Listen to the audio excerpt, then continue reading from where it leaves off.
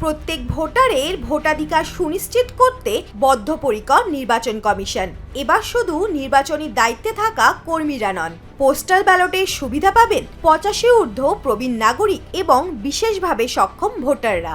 নির্বাচনী বিজ্ঞপ্তি প্রকাশের 5 দিনের মধ্যে বুথ লেভেল অফিসার মারফত রিটার্নিং অফিসারের কাছে জমা দিতে হবে ফর্ম 12D। এই ফর্ম পূরণে শারীরিকভাবে অক্ষমদের সাহায্য করবেন বিএলওরা। বাড়িতে গিয়ে ভোটিং এর জন্য প্রতিদিনের নির্দিষ্ট রুট ম্যাপ এবং সময়সূচি তৈরি করতে হবে। এই সূচি থাকবে সমস্ত রাজনৈতিক দলের কাছে, যাতে তাদের অনুমোদিত পোলিং এজেন্টরা উপস্থিত থেকে পুরো প্রক্রিয়া পর্যবেক্ষণ করতে পারেন। হোম ভোটিং এর গোটা প্রক্রিয়াটি সরকারি ক্যামেরা পার্সনের মাধ্যমে ভিডিওগ্রাফি করা হবে। একটি পোর্টেবল ভোটিং কম্পার্টমেন্ট ব্যবহার করা হবে, যাতে ভোটার কাকে ভোট দিলেন তা দেখা না যায়।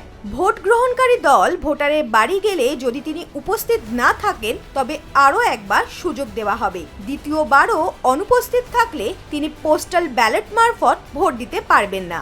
ভোটের দিনও ভোট দিতে পারবেন না। পোস্টাল ব্যালটের সুযোগ পাবেন জরুরি পরিষেবা তথা দমকল, স্বাস্থ্য পরিষেবা, বিদ্যুৎ বিভাগ, ট্রাফিক, অ্যাম্বুলেন্স, বিমান ও দূরপাল্লার পরিবহন পরিষেবায় যুক্ত কর্মীরাও। সংশ্লিষ্ট দপ্তরের নোডাল অফিসারদের নির্দিষ্ট সময় ফর্ম 12D বিতরণ ও সংগ্রহের দায়িত্ব দেওয়া হয়েছে। কেউ ভুয়ো সার্টিফিকেট ইস্যু করে ভোটে কারচুপি করলে সংশ্লিষ্ট আধিকারিকের বিরুদ্ধে ফৌজদারি ব্যবস্থা নেওয়া হবে। নির্বাচনের দিন দায়িত্বে থাকা অনুমোদিত সংবাদ মাধ্যম কর্মীরাও পোস্টাল ব্যালটের মাধ্যমে ভোট দিতে পারবেন। এছাড়া সশস্ত্র বাহিনী ও আধা সামরিক বাহিনীর কর্মীরা electronically transmitted postal ballot system ETPBS এর মাধ্যমে সুরক্ষিত উপায়ে ব্যালট পাবেন। ওটিপি অথেন্টিকেশনের মাধ্যমে এই প্রক্রিয়া সম্পন্ন হবে, যাতে ডাক বিলম্ব বা নিরাপত্তাজনিত সমস্যা না থাকে। সরকারি কর্মী ও পুলিশ কর্মীদের জন্য নির্ধারিত পোস্টাল ভোটিং সেন্টারগুলি সাধারণ ভোট কেন্দ্রের মতোই পরিচালিত হবে। সেখানে থাকবে নিরবিচ্ছিন্ন সিসিটিভি নজরদারি, কেন্দ্রীয় বাহিনীর নিরাপত্তা এবং মোবাইল ফোন সম্পূর্ণ নিষিদ্ধ থাকবে।